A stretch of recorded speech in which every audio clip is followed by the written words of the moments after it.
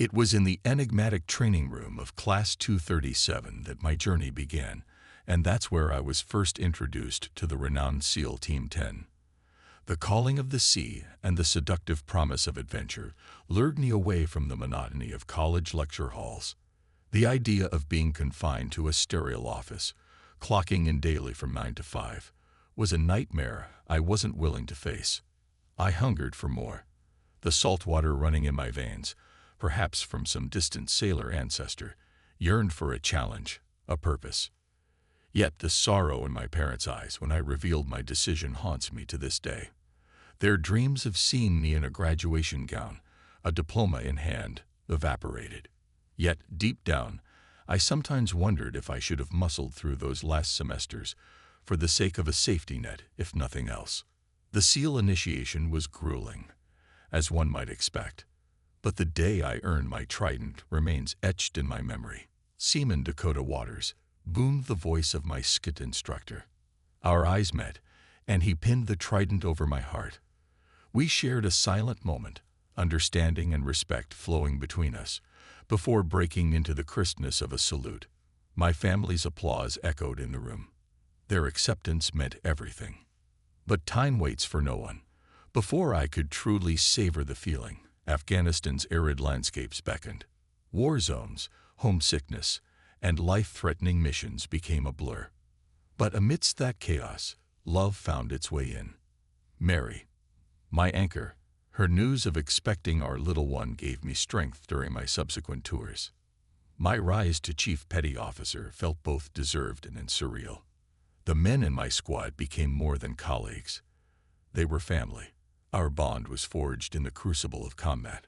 On one fateful evening, as the orange hues of dusk enveloped a ranch owned by one of our own, we shared laughter and stories around a crackling bonfire.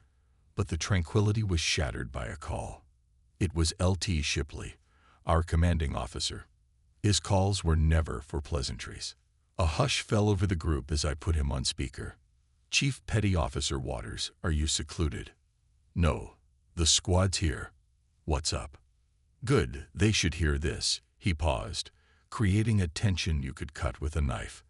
"In a week, you'll head to Panama. Reconnaissance. There are whispers about illegal trade routes crawling up from Central America." Silence. Then Daniel, a sharp mind, cut in. "That doesn't add up. Trafficking routes in southern Central America. All intel says it starts in Costa Rica." Ricky, ever the analytical one, chimed in. "Maybe something's changed. New routes." The whole situation reeked of strangeness. But a soldier's duty is not to question but to follow orders. Before we knew it, we were aboard a plane, destination Panama. And God, Panama was a beast of its own. A muggy, torrid land with incessant buzzing of insects that seemed eager to share whispered secrets. The makeshift headquarters in the jungle felt oppressive. Something about Panama gnawed at my gut, like a dark novel with twists and turns yet to come. Amid the relentless hum of the jungle, our group of battle-hardened warriors sought refuge in our bunks, seeking some respite in sleep. Johnson, our team medic, his voice cutting through the thick night air, mused, "What on earth could they want us to spy on tomorrow?" Ricky, always thoughtful, only shrugged in response. Sleet's heavy hand pulled me under soon after. A loud clanging jolted me awake, the metallic raps of L.T. Shipley's ring against the bunk. His voice rang out, urgent, "Up and at boys. Time's a westin." I squinted at the clock hanging precariously on the wall. It read a godforsaken 3:42 in the morning. Groaning, I muttered, "Damn it, L.T. At this hour." Shipley shot back with his trademark smirk. "Hey, I just enforce 'em, not make 'em." Hunger gnawed at our bellies, so we grabbed whatever sustenance we could find. A makeshift breakfast before heading to the briefing room. It was a tight space, a claustrophobic den with barely enough space for 10 souls. A stern-faced army general greeted us, his brass insignia gleaming. He gestured for Ricky, Daniel, Johnson, and me to sit. "Now listen up," he began. "There's a tunnel about 80 kilometers southeast. Intel suggests drug traffickers are using it to funnel narcotics to Mexico, where cartels transport it further north. He pointed to a strategic location on a map. There's a clearing about 600 yards from the tunnel entrance. Perfect vantage point. Your job: observe, document, and report. Shipley added his bit, pointing to a distant mountain. Your extraction is set for 9 in the evening, 20 kilometers over this ridge. Be punctual. It was then I noticed Shipley, dressed to the nines in combat gear. Joining us, LT? I inquired. He shook his head. Different mission, different squad. My instincts buzzed. Something felt off. Johnson later confided in me about feeling odd too. He'd noticed high-ranking officers giving him uncanny glances. He even mentioned 2 Air Force women whispering and pointing at him. I tried to brush off the unease, reminding myself to stay focused on the mission. Soon, the familiar thud of helicopter blades signaled our departure. As we ascended, the vast expanse of the jungle stretched beneath us. Eventually, a massive structure loomed ahead. The tunnel. It looked ancient, its entrance gaping like the mouth of some primeval creature. Even in the dim light of dawn, it looked eerily colossal, dwarfing every other structure I'd ever known. Landing a safe distance from our objective, we began the trek to our observation point. Upon reaching, we set up our station. Johnson with his trusty binoculars, Ricky with his scoped rifle, ever watchful, Daniel, camera and notepad in hand, ready to document, and myself manning the comms, or comms as we fondly call them. But as the hours ticked by, the vast tunnel entrance stood quiet, almost mocking our vigilance. The jungle's symphony surrounded us, but the main player, the tunnel, remained ominously silent. The sun's rays began to creep over the horizon, bathing the jungle in a soft morning light. With the clock hands pointing towards 10:30, a deep quiet settled around us. I proposed a rotation system to my compatriots. 2 of us would keep vigil while the others rested, with a 3-hour rotation. Daniel and Johnson, eager to be the first sentinels, took the initial shift. I was more than grateful. My eyelids felt heavy, and as I used my backpack as a makeshift pillow, the lullaby of the jungle soon whisked me away to dreamland. Suddenly, a frantic shake jolted me from my sleep. Johnson's voice, filled with anxiety, boomed, "Dakota, wake up." My groggy eyes took a moment to focus. Panic washed over me as I realized that Daniel was missing. "Where's Daniel?" I demanded, rising from my resting place. Johnson's voice, though laden with worry, was almost monotone, as if he couldn't believe the words he was uttering. He just walked towards the tunnel. It was as if he was entranced, drawn by some unseen force. Ricky, roused by the commotion, added, "We can't just let him wander into that godforsaken place." Without hesitation, he grabbed his rifle and charged towards the tunnel's entrance. Johnson and I followed suit, armed and ready. Drawing nearer, the tunnel revealed itself to be far from ordinary. It was not the tunnel we had imagined. It was older, more primal. Stalactites hung like ancient chandeliers, and instead of leading horizontally through the mountain, it dove deep into the earth. We were standing before a cavern, not a man-made structure. "This isn't for smuggling," I mused aloud. "Look at these." Pointing my flashlight to the walls, an array of ancient drawings became visible. Initially, they depicted natural scenes, fierce tigers and stealthy leopards, likely sketched millennia ago. But as we delved deeper, the art became frenzied, morphing into chaotic scribbles that seemed to pulsate with raw emotion. And then the sight that stopped us in our tracks, an illustration so haunting that it seemed to suck the warmth from the air. A monstrous entity, an abomination with sprawling tentacles, wings reminiscent of ancient dragons, a set of imposing horns, and a sinewy reptilian tail. Its visage was not the sole source of our terror. It was the surrounding figures, humans, bound in servitude, offering grotesque sacrifices to this behemoth. The graphic depiction of rituals. Infants set ablaze and consumed by this beast sent shivers down our spines. It might be a deity, perhaps worshipped by a forgotten civilization, Johnson whispered, trying to rationalize the macabre scene. As we continued our descent, a blood-curdling scream echoed through the cavern. "That's Daniel," I yelled, heart pounding in my chest. With renewed urgency, we scrambled deeper into the cave, yelling out words of reassurance. Yet, as we ventured further into the abyss, a nagging voice in my head warned that we might be too late. Daniel wasn't just a teammate, he was a brother, forged in the crucible of SEAL training. With every fiber of my being, I hoped we could reach him in time. As we delved deeper into the cave, each corner turned revealed another descent into terror, but nothing could have prepared us for the sight that greeted us next. Ricky's whispered exclamation, "Oh my God," barely echoed our collective horror. In the dim light, a gruesomely mutilated figure lay before us.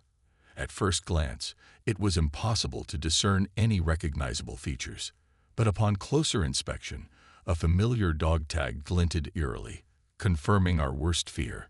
It was Daniel. The savagery of the scene was overwhelming, rendering us momentarily paralyzed. Our shock, however, was soon shattered by a crash emanating from across the cave. Turning our heads, a vast dome-like chamber became discernible. And then, within its confines, the very embodiment of our darkest nightmares stood. The creature from the cave drawings loomed before us, even more grotesque in the flesh. Towering at an estimated 40 feet, its black, scaly form was accentuated by eyes that bled a shade of deep maroon red. Jagged teeth and long, writhing tentacles added to its monstrous countenance. Its face was a tapestry of terror, with rotting skin and an unkempt mane of ebony hair. I had wanted to describe it as having human traits, but it was an abomination, a grotesque mockery of humanity. The creature emitted a bone-chilling roar, causing the very walls of the cavern to quiver in response. Yet, as if this weren't daunting enough, another horror unfolded. From the shadows, an army emerged. Thousands of figures adorned in garments constructed from bones and tattered cloth, their bodies painted with arcane symbols. Their numbers seemed endless, likely close to 2,000. "We need to leave. Now." Ricky's urgent voice was quickly overshadowed by the beast's shriek. A tentacle shot out, ensnaring him. In a horrifying blur, Ricky was drawn into the creature's maw. I was consumed by a mix of fear and adrenaline. "Johnson, run," I bellowed, discharging my rifle at our pursuers. As they faltered, we seized the momentary advantage, darting through the tiniest gap in their ranks. Emerging from the cavern's depths, a tantalizing glimpse of daylight beckoned. Behind us, the frenzied horde was still in pursuit. Reaching into my gear, I hurled a frag grenade, momentarily hindering our pursuers. Yet even as relief washed over us, that malevolent shriek echoed, freezing our souls. Turning, the creature stood at the mouth of the cave, its stare locked onto us, a silent challenge. With a final, ear-piercing screech, it retreated into the shadows. Unsure if it would re-emerge, Johnson and I fled, not daring to look back. We pressed on until the cave was but a distant memory. Exhausted, we sought refuge, collapsing in silence, processing the horrors we'd endured. After what felt like an eternity, Johnson's voice broke the silence. "What time is it?" Checking my mobile, I responded, 8:30 in the evening. "Our extraction is in 30 minutes. Johnson, remarkably clear-headed, responded. When we were fleeing, I maintained a rough mental map. The extraction point should be about 5 miles to the west. Gratitude flooded me, and with newfound resolve, we headed towards our salvation. Upon reaching our extraction point, the silhouette of the awaiting helicopter cast an eerie shadow against the evening sun. Its blades slowly turning, it seemed almost impatient. As we approached, the co-pilot, Olivia, leaned out with an anxious expression. "What in God's name held you up?" We were on the verge of leaving. Her gaze then darted behind us, searching. "And where are Ricky and Daniel?" The weight of our recent experience bore down heavily, leaving me momentarily speechless. The pilot's gaze met mine, reading the unspoken tragedy in my eyes. He nodded solemnly, understanding without words, and began the takeoff sequence. Upon touching down at the headquarters, before we could even gather our wits, Johnson and I were swiftly ushered into a nondescript room. It bore an air of sterile formality, belying the gravity of what was about to unfold. Moments later, the door swung open, admitting 4 suit-clad men and a familiar figure, the general. The atmosphere in the room grew heavy with unspoken tension. One of the suited men, with a silver badge reading Linden, leaned forward, his voice breaking the silence. "Gentlemen, inside these envelopes is $100,000 for each of you." He pushed thick bundles of cash towards us. "In return, I request your silence on this matter. Forever." The weight of his words hung palpably as the suited men filed out, leaving just the general behind. His face, usually stoic, bore a look of genuine sorrow. He lingered, sharing our grief, before relaying that our flights home were scheduled for the following day. And he added, should we wish to distance ourselves from the events, early retirement was ours for the taking. Decades have since passed. I've grown older, the lines on my face deepening, but the scars on my soul are the ones that truly ache. Today, I stand as a 46-year-old man, blessed with a loving wife named Mary and a radiant 17-year-old daughter, Jessica. Johnson and I, though forever bound by that faithful mission, occasionally reunite, sometimes over drinks, sometimes around a roaring bonfire. Often, our meetings are punctuated by tears, not words, as we mourn the loss of our comrades and grapple with the horrors we witnessed. I harbor a deep resentment towards the military and the government, not just for the perils they thrust upon us, but for the deceitful web they wove, ensnaring my closest allies. When my beloved Mary inquires about the fates of Ricky and Daniel, I find myself weaving tales of a fictional firefight in Afghanistan. On nights when terror grips me, pulling me back to that damned cave, I console her, attributing my distress to battles in the Middle East. Revealing the truth is unthinkable, not just because of the government's stern warning, but for fear of being branded insane. But the weight of this secret has grown unbearable. Thus, I pen down this narrative as a cathartic release and a solemn warning. If you value your sanity and safety, shun any allure of military enlistment. And if ever you find yourself drawn to the terrain gap in Panama, resist. For there lies a darkness that yearns to consume.